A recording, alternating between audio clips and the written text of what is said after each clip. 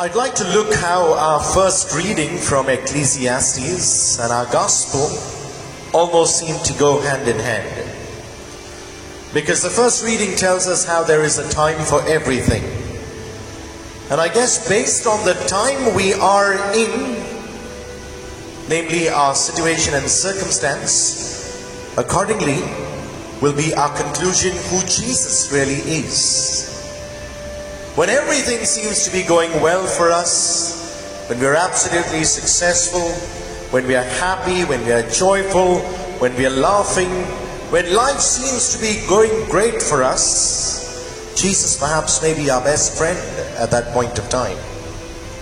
Someone who's always been hearing our prayers, someone who's truly the Christ, the Son of the living God, someone with whom we really have this great relationship with.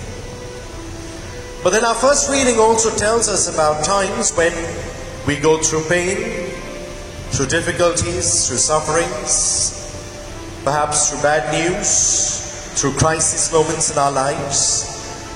And then in those points of time, will Christ still be the Christ, the Son of the living God? Or will our whole image of Jesus change because of the circumstance and situation we find ourselves in?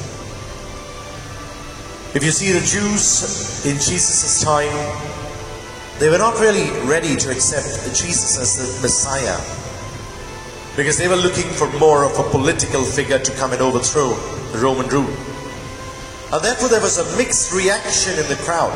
There was this constant opposition to Jesus from the scribes and the Pharisees. There was this large section of Jews that misunderstood who Jesus was.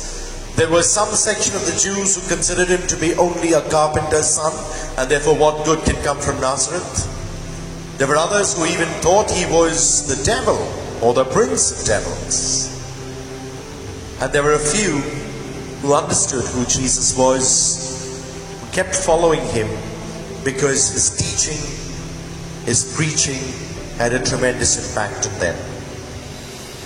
Each one of us has those opportunities in life, my dear brothers and sisters, to proclaim boldly that Jesus is indeed the one true promised Savior of the world.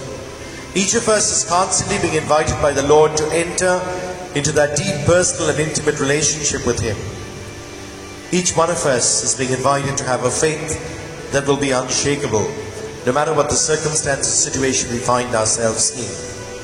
And may our response to who Jesus really is be always constant.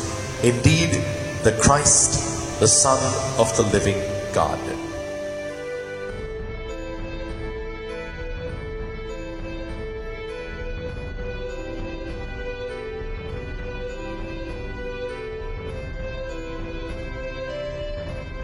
God bless, and do have a Jesus-filled day.